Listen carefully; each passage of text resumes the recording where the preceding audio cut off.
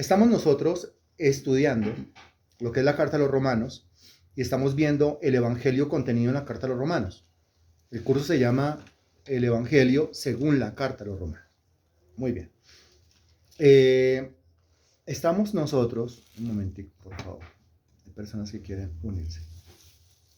Estamos nosotros en la lección número 4. Esta lección número 4 se llama Vida en el Espíritu y tiene como base el capítulo 8 de la carta a los romanos. ¿Ok?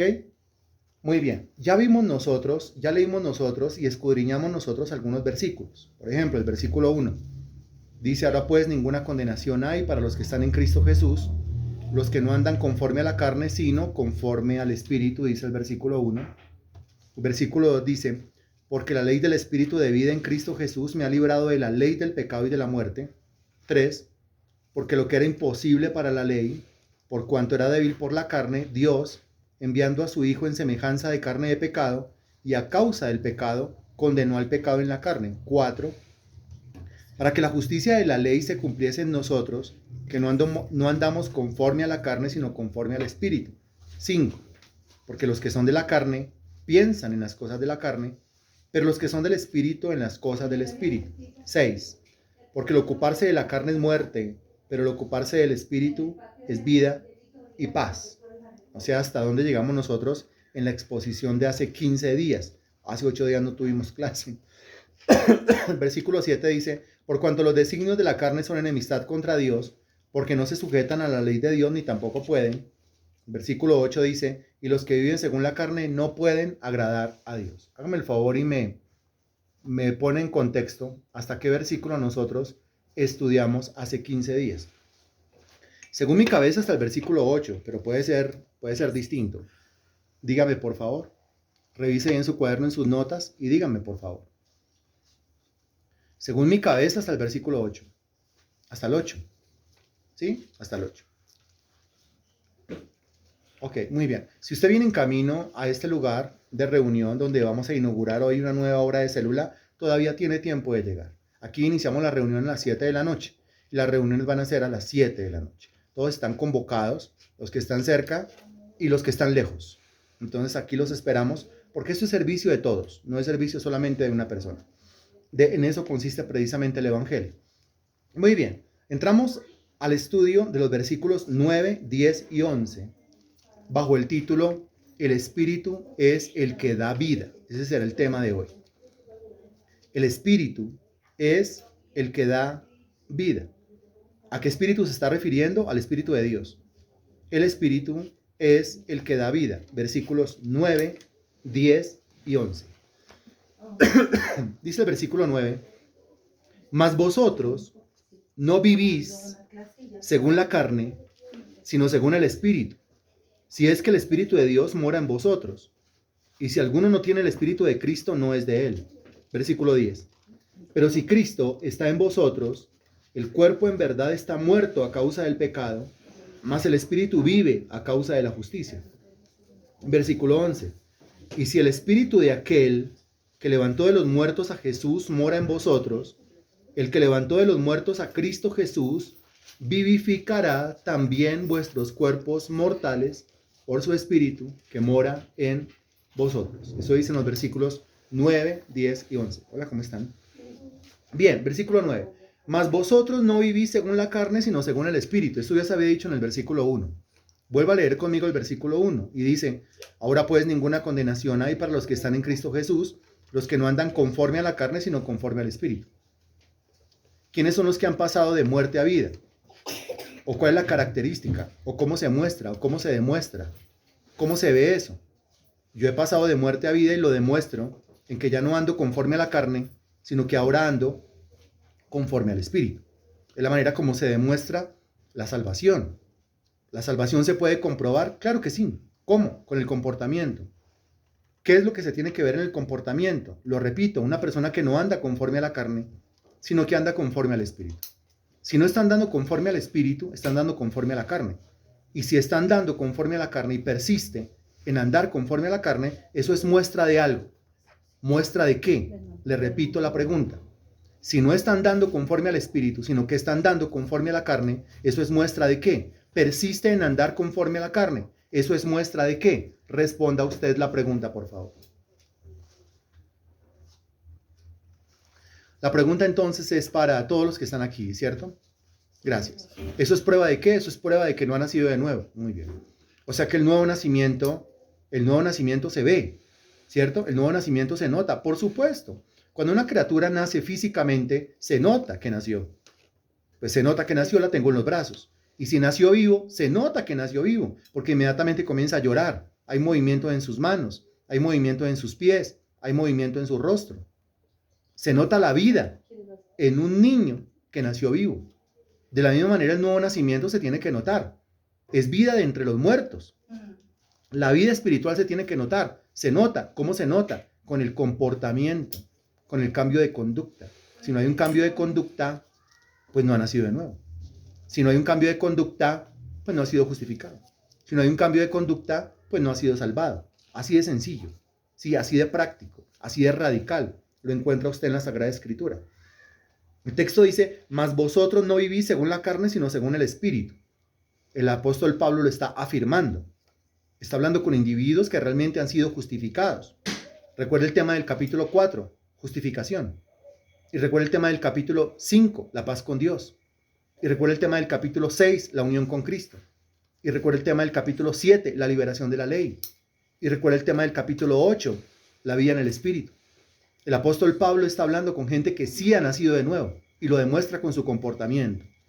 Cargar la Biblia debajo del brazo no es símbolo de que ha nacido de nuevo.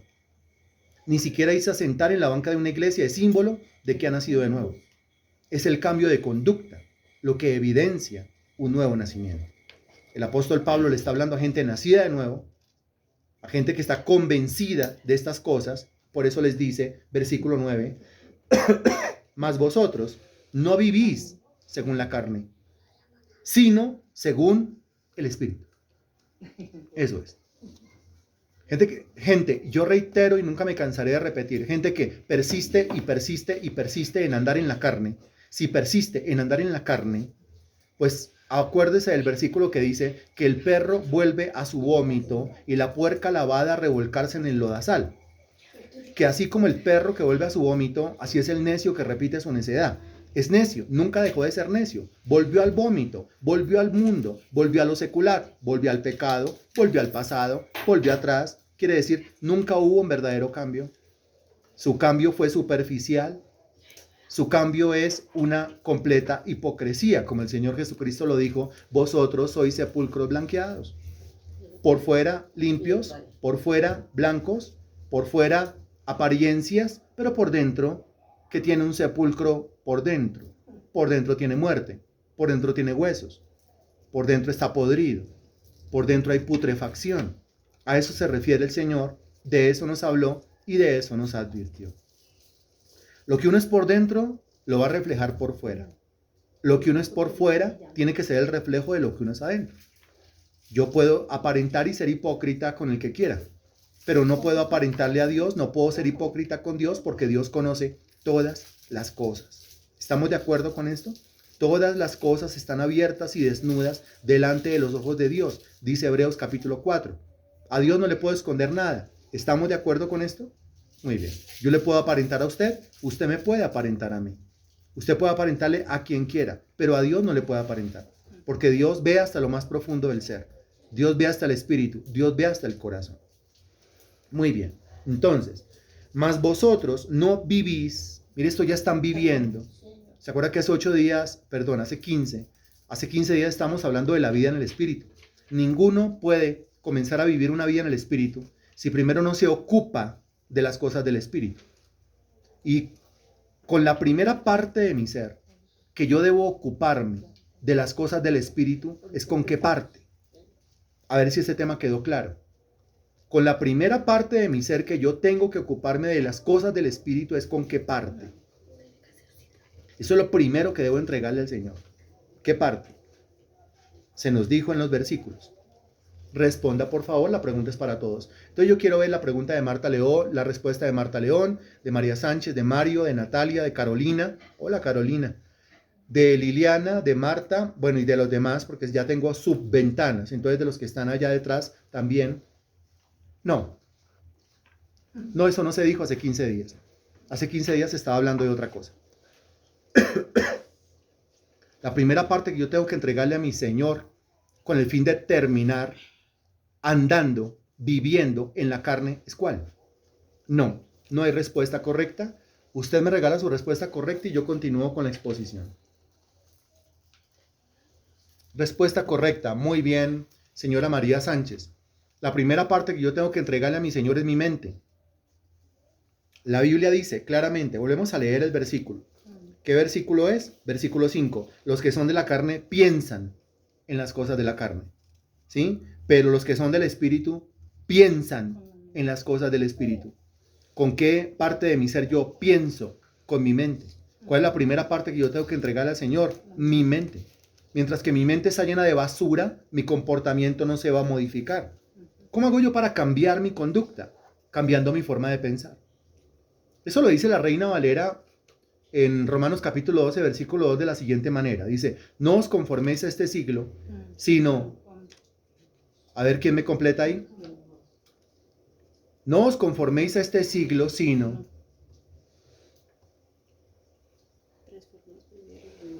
Transformaos, muy bien, esa es la palabra. No os conforméis a este siglo, sino transformaos por medio de la renovación de vuestro entendimiento, para que comprobéis cuál sea la buena voluntad de Dios, agradable y perfecta. Eso lo dice la Reina Valera, a veces parece un trabalenguas, pero cuando usted entra a estudiarlo, a analizarlo, lo va a entender fácilmente. La versión Dios habla hoy dice en el mismo versículo, cambie su manera de pensar para que pueda cambiar su manera de vivir. Más fácil. Y está diciendo lo mismo, pero en otras palabras, que si yo cambio mi manera de pensar, yo voy a cambiar mi manera de vivir. Las conductas se modifican cuando se modifica lo que yo tengo en la cabeza. Mientras que no modifique lo que tengo en la cabeza, la conducta no se va a modificar, la conducta no va a cambiar. Yo le he hablado, pero no cambia. No es que no va a cambiar hasta que primero no llene la cabeza de otras cosas. Porque mientras que siga con la misma basura en la cabeza, pues el comportamiento va a evidenciar lo que tiene en la mente. ¿Quién me está entendiendo esto? ¿A quién le está quedando claro? ¿Está quedando claro? Dígame usted, la pregunta es para todo el mundo, incluyendo los tímidos que están ahí conectados a esta hora, pero que no se atreven. Ah, ok, muy bien. Entonces, ¿por qué yo no cambio? Es porque mi cabeza no cambia. El comportamiento es resultado. El comportamiento es consecuencia, no causa. La causa se encuentra en la cabeza. El comportamiento es consecuencia. Si quiere lograr esa consecuencia, primero cáuselo o provóquelo. ¿Cómo? Metiéndole a su cabeza lo que está en la Sagrada Escritura. Mas vosotros no vivís según la carne, sino según el Espíritu. Y ahora mire cómo el apóstol Pablo confronta porque dice, si es que el Espíritu de Dios mora en vosotros. ¿No? Si es que el Espíritu de Dios mora en vosotros. Así que uno también se puede dar cuenta si el Espíritu de Dios está en una persona. Repito, uno se puede dar cuenta si el Espíritu de Dios verdaderamente vive en el interior de una persona. ¿Cómo se da cuenta? Porque deja de vivir en la carne y comienza a vivir en el Espíritu. Porque comienza a desocupar su cabeza de las cosas que no sirven y comienza a llenar su cabeza de las cosas de Dios, de las cosas del Espíritu. Lo cual desemboca o repercute en la transformación de un comportamiento. Eso es lo que llamamos testimonio. Pero para provocar un testimonio, primero hay que modificar la forma de pensar. ¿Dónde está el testimonio? Sí, pero el testimonio tiene una raíz. La raíz está en la mente. Esa persona no tiene un testimonio porque lastimosamente su cabeza sigue perteneciendo al mundo. Su cabeza sigue perteneciendo al diablo. Mientras que la cabeza siga perteneciendo al diablo, pues el comportamiento no le va a pertenecer a Dios. Para que el comportamiento le pertenezca a Dios o refleje a Dios, primero la mente tiene que consagrarse a Dios.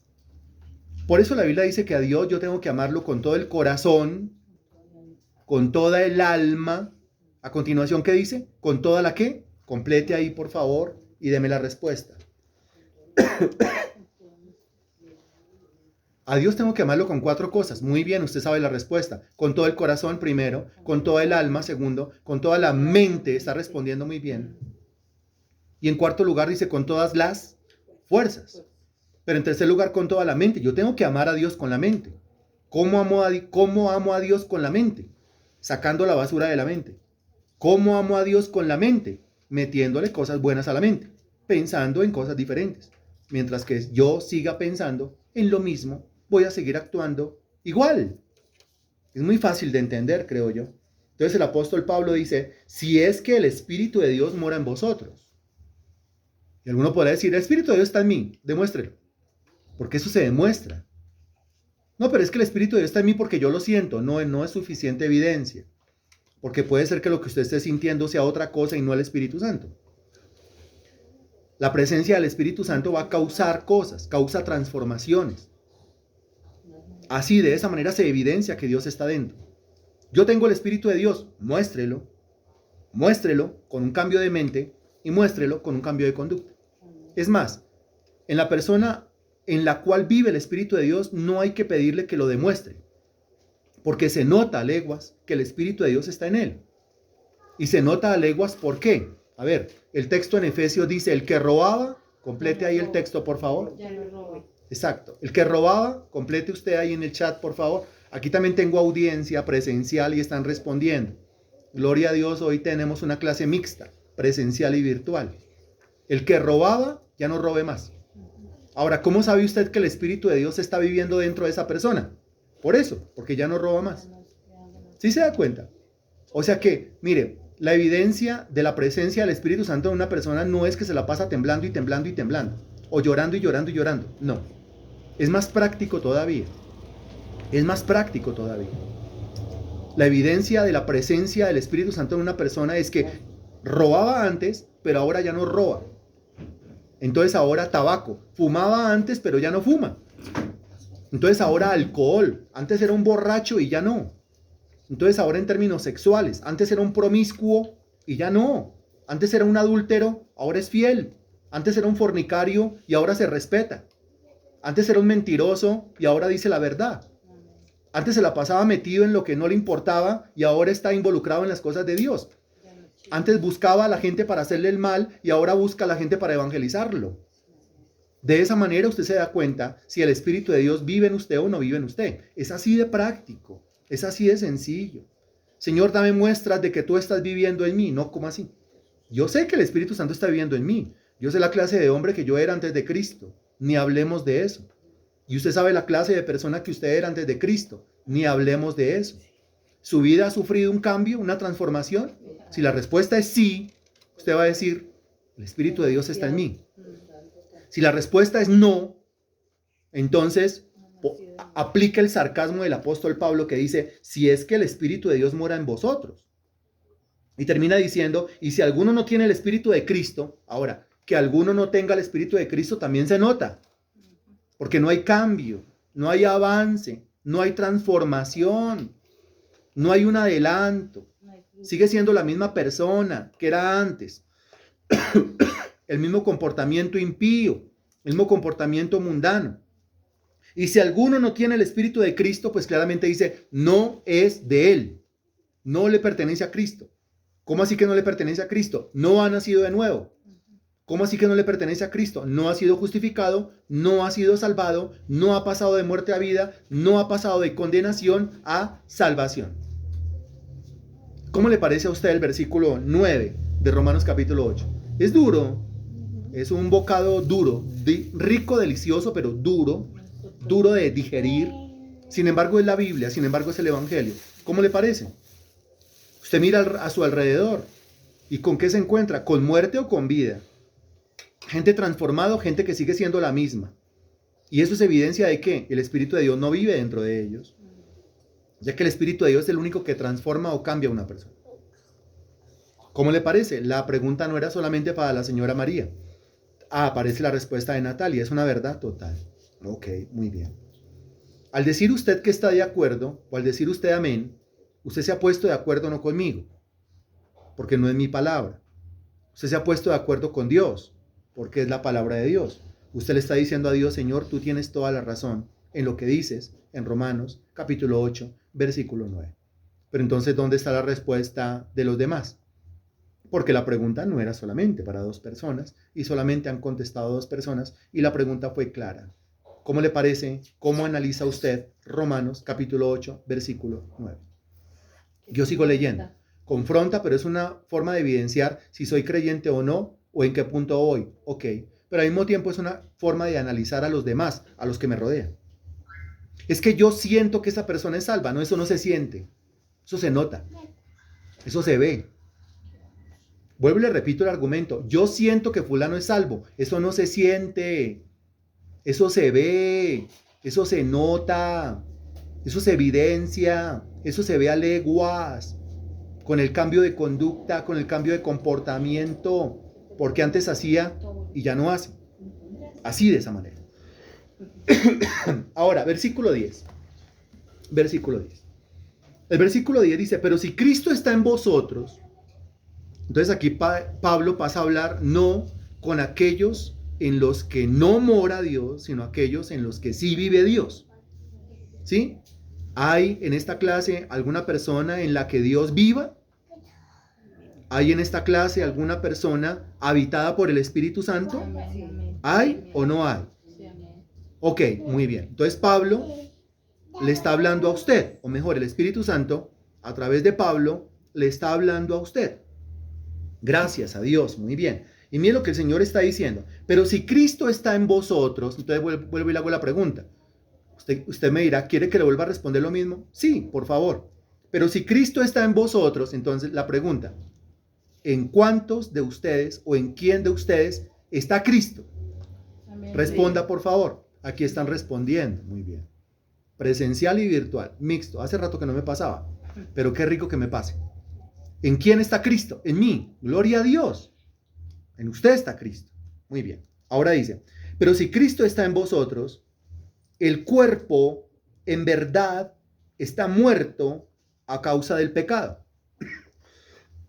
Más el espíritu vive a causa de la justicia. Muy bien. Tenemos que analizar aquí 2 conceptos. Primero, recordar la definición de muerte. ¿Qué significa la palabra muerte? Y recordar en Romanos capítulo 8, cuando se habla del cuerpo, ¿a qué se está refiriendo realmente? Entonces, en primer lugar, la palabra muerte significa separación, separado. Muy bien, muy bien. Cuando dice que una persona está muerta en delitos y pecados, la gente dice, no, pero está vivo, yo lo vi por ahí andar, acabo de pasar, como me dice que está muerto en delitos y pecados. No es que está separado de quién por causa de sus pecados. De Dios. Muy bien, aquí están respondiendo. Está separado de Dios por causa de los pecados. Porque dice Isaías capítulo 59, versículo 2, que los pecados hacen un abismo, ¿sí? Crean una separación entre Dios y nosotros. De tal forma que Dios no puede oír a los pecadores. Dios no puede oír a una persona que está permanentemente con las narices metidas en el pecado. Porque eso es contra la naturaleza de Dios. Muy bien, eso es la palabra muerte. Ahora, si la palabra muerte significa separación, la palabra vida significa ¿qué? Pues lo contrario. ¿Qué sería lo contrario? Muy bien, aquí están respondiendo. Genial. Si la palabra muerte es separación, pues la palabra vida significa, teológicamente hablando, significa unión. Una persona que está viva para Dios es una persona unida a Dios. Como se dice, cuando dice la Biblia, vivo para Dios, lo que está diciendo es que está unido a Cristo, está unido al Señor, está unido al Espíritu, está unido, pegado, adherido, arraigado a las cosas del Señor. Eso tiene que quedar claro. Pero también el versículo habla del cuerpo. Y se acuerda que hace 15 días nosotros analizamos el término cuerpo desde la perspectiva de Pablo y desde el contexto de Romanos capítulo 8. Y dijimos, entonces concluimos que en Romanos capítulo 8, desde Romanos capítulo 7 y en Romanos capítulo 8, cuando la Biblia habla de cuerpo, cuando este texto habla de cuerpo, no se está refiriendo solamente al cuerpo. Se está refiriendo a qué exactamente.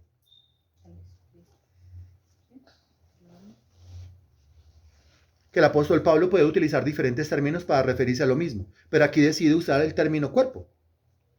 Pero al hablar del cuerpo, dice que el cuerpo a causa del pecado nos separa de Dios, pues cuando habla del cuerpo está hablando de ¿qué? En femenino.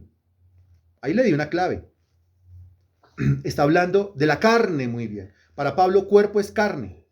Ahora, recuerde usted que carne desde la Biblia es la unión o la suma de dos partes que me conforman. ¿Cuáles son las dos partes que me conforman? Como si fuera una ecuación matemática, hágalo ahí, por favor. Entonces, carne es igual a, como si fuera una ecuación. Entonces, carne es igual a qué más qué. ¿Quién lo quiere hacer como una ecuación matemática? Hágalo, por favor. Hágalo, por favor, como si fuera una ecuación matemática. Si lo puede poner todo junto, yo le agradezco. Porque por medio de ecuaciones nosotros entendemos. Pero hágalo como si fuera una ecuación matemática. ¿Se acuerda del álgebra? Como si fuera una ecuación algebraica.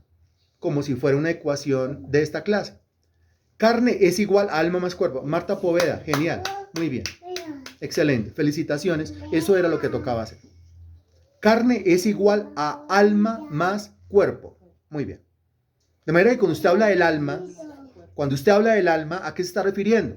Pues el alma es componente de la carne. Entiendo que cuando está hablando del alma, está hablando de la carne. Y cuando usted habla del cuerpo, pues lo mismo. El cuerpo es componente de la carne. Cuando usted habla del cuerpo, está hablando de la carne. ¿De acuerdo?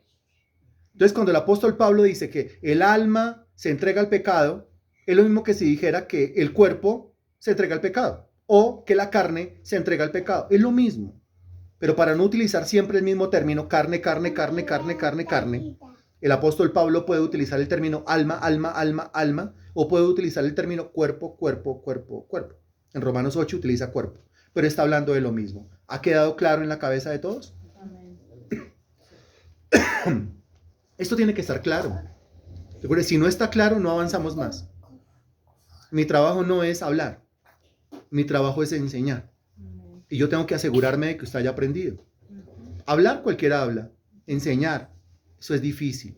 Porque es que el conocimiento penetre en el ser y afecte la cabeza. Si afecta la mente, afecta la conducta. Ya lo hemos visto. Muy bien. Entonces, pero si Cristo está en vosotros, el cuerpo en verdad está muerto a causa del pecado. Bueno. La carne está muerta.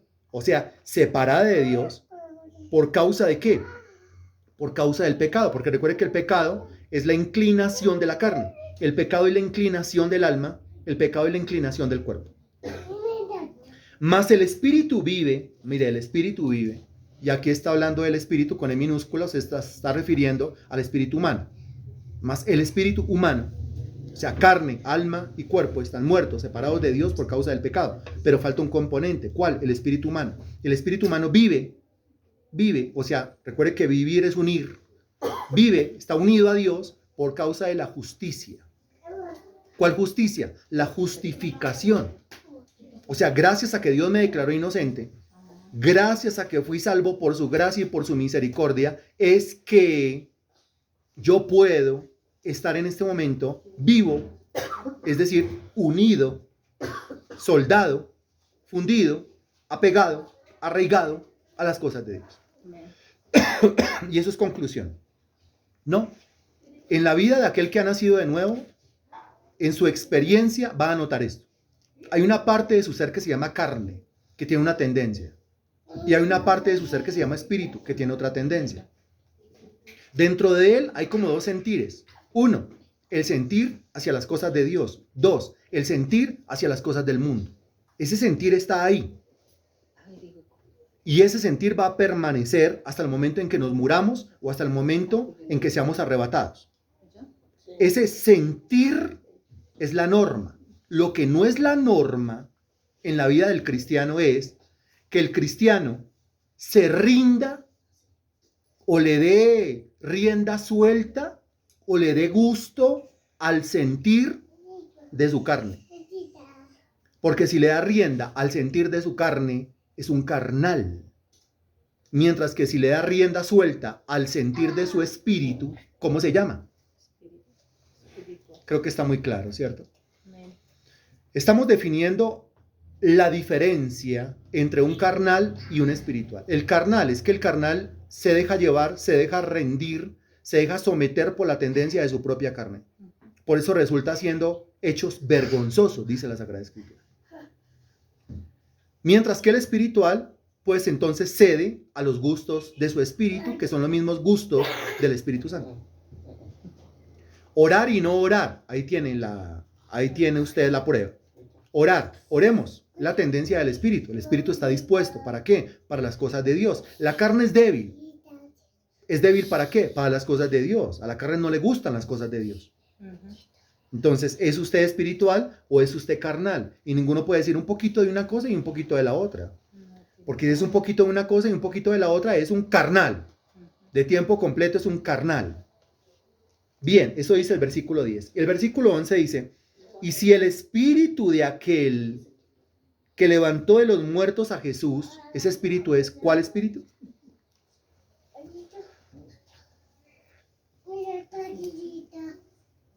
Ese espíritu es, ¿cuál espíritu? ¿Qué espíritu? El Espíritu Santo, muy bien, Natalia.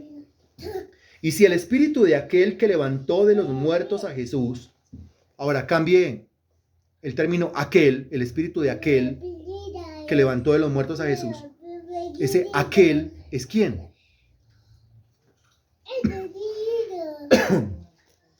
Ese aquel es ¿quién? El espíritu de aquel que levantó de los muertos a Jesús. El espíritu del Padre. Muy bien, Marta Poveda, qué excelente. Lo que tu hermano Mario Poveda allá en México debe estar sumamente orgulloso de esa hermana. El espíritu de aquel, ¿quién es aquel? Pues el Padre. El Padre. El espíritu del Padre. Si el espíritu de aquel, que es el espíritu del Padre, mira lo que dice. El espíritu de aquel que levantó de los muertos a Jesús, ¿está hablando de qué? Está hablando de la resurrección. De la resurrección. Entonces la pregunta es, ¿quién resucitó a Jesús? Aquí dice que el Padre. Pero el Padre resucitó a Jesús ¿a través de quién? Lo dice el versículo. Porque el Padre todo lo hace a través del mismo. ¿De quién? Lo está respondiendo muy bien a través del Espíritu Santo. Recuerde que ya pasamos por esa enseñanza. Todo lo que Dios quiere hacer en mi vida lo va a hacer sí o sí a través o por medio de la persona del Espíritu Santo. Si no es a través o por medio de la persona del Espíritu Santo, el Padre no hace nada. Si yo no entiendo la obra del Espíritu Santo, si no entiendo la operación del Espíritu Santo, si no entiendo cómo es que el Espíritu Santo hace, pues entonces yo estoy limitando esa obra en mi vida. La estoy apagando en mi vida. Me estoy resistiendo al Espíritu Santo. Estoy contristando al Espíritu de gracia. Estoy siempre rebelándome en contra de Él. Yo tengo que entender la obra de Dios. ¿Cómo es que Dios hace? Dios, según el versículo, resucita a los muertos. No solamente lo dice Romanos capítulo 8, versículo 11, sino que ya se dijo en Romanos capítulo 4, versículo 17. ¿Se acuerda usted? Que Romanos 4, 17 dice que Dios da vida a los muertos, llamando las cosas que no son como si fuesen. Entonces, en muchos versículos se nos dice que Dios tiene el poder suficiente para resucitar a un muerto. No solamente es promesa, sino que al mismo tiempo es un hecho. ¿Por qué? Porque en los evangelios vimos al Señor Jesucristo muchas veces resucitando muertos. Porque en el libro de Hechos de los Apóstoles vimos muchas veces la resurrección de los muertos. Porque en el Antiguo Testamento vimos muchas veces a los muertos resucitar. Entonces, por toda la Escritura han resucitado muertos. ¿Quién resucita a los muertos? Dios Padre. Pero lo hace a través del poder ¿de quién? A través del poder de la persona del Espíritu Santo. Eso lo dice el versículo. Ahora, esto para que caigamos en cuenta de algo, que digamos que es como el núcleo del asunto. Si el Espíritu de Dios está viviendo dentro de mí, y el Espíritu de Dios es ese poder que resucitó a Cristo entre los muertos, y según la Sagrada Escritura, el milagro más grande tiene que ver con la resurrección. Piénselo por un momento. Por ejemplo, el caso de Lázaro. Cuando el Señor mandó a quitar la piedra de la tumba, al Señor Jesucristo le dijeron, Maestro, es de 4 días y hiede ya. O sea, huele a mal, ya está en descomposición porque lleva 4 días muerto. ¿Qué tan fácil, no lo obvie, ¿sí? No lo obvie, razónelo, piénselo. ¿Qué tan fácil es resucitar a alguien que lleva 4 días de muerto? Piénselo por un momento. ¿Sí? Desde su perspectiva, desde su óptica, muy bien. Aquí están diciendo es imposible, concuerda Natalia. No, es que es imposible. Es que es imposible. Ahora, desde nuestra concepción, pues lleva unas horas de muerto. Imposible. Y no lleva sino unas horas de muerto, pero imposible. Es más cortico. Lleva unos minutos de muerto. Ya se hizo el documento, hora del deceso. Médicamente, está muerto. ¿Qué tan fácil es resucitarlo minutos después de muerto? Imposible. Y si es difícil resucitarlo minutos después de muerto, ahora horas, ahora un día, 2 días, 3 días, 4 días. No, pues cada vez, o sea, si desde el principio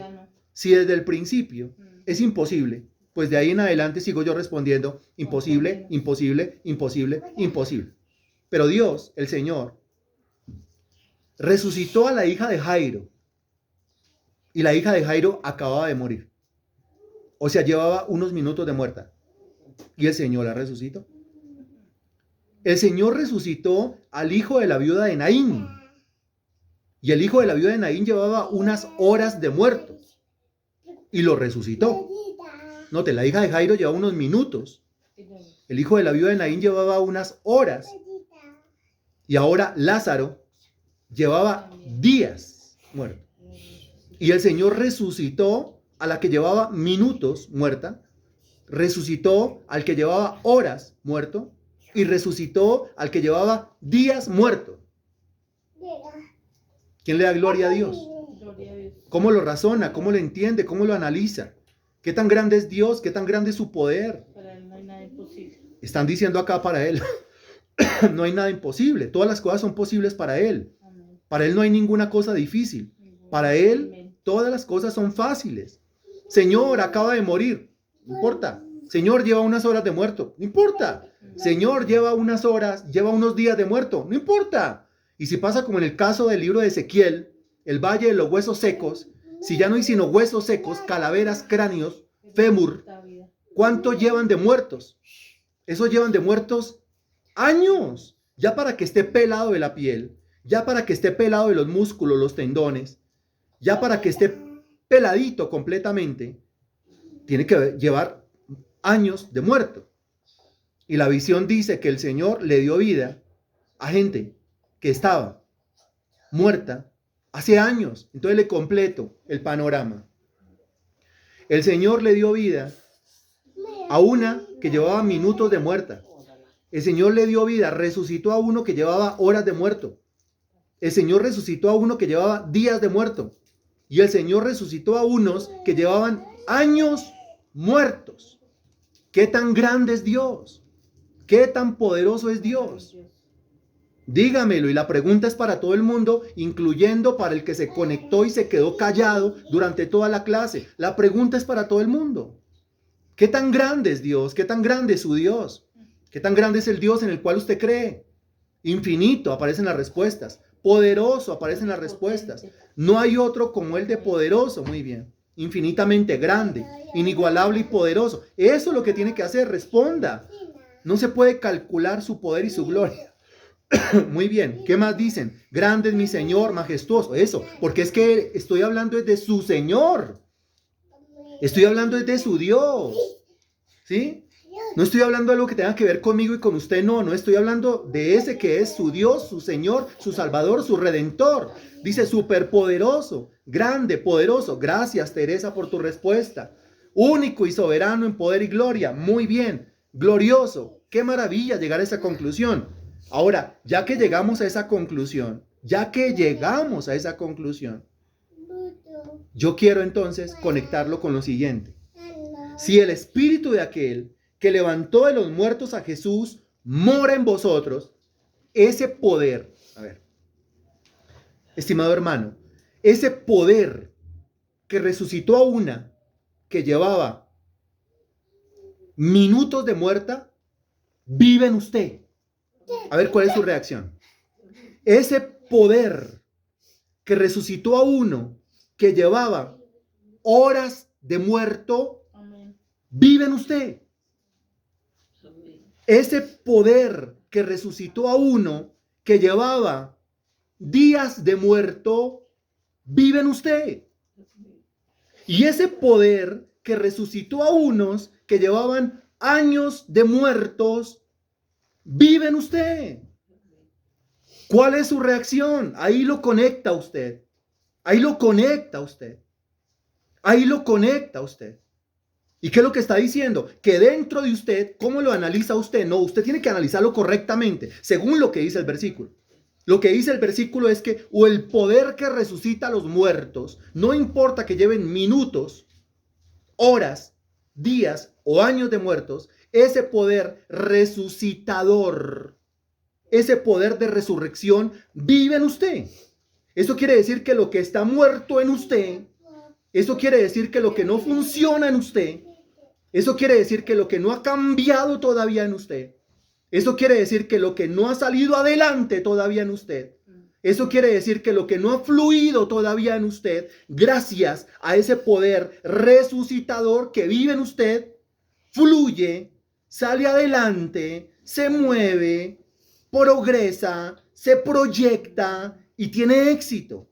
Gracias a ese poder de resurrección que el Señor ha hecho morar en usted. Si el espíritu de aquel que levantó de los muertos a Jesús mora en vosotros, el que levantó de los muertos a Cristo Jesús, o sea, el Padre, a través del poder del Espíritu Santo, vivificará también vuestros cuerpos mortales por su espíritu que mora en vosotros. Ahora le voy a dar un anexo, una conclusión, una postdata, un plus, algo más, que no pertenece a la clase, pero se lo voy a entregar. Porque Romanos capítulo 8, versículo 11 es claro al hablar del poder del Espíritu Santo para resucitar los muertos. Independientemente si se murieron hace minutos, horas, días o años. Al Espíritu Santo no le queda grande resucitar a ningún muerto, independientemente de quién sea.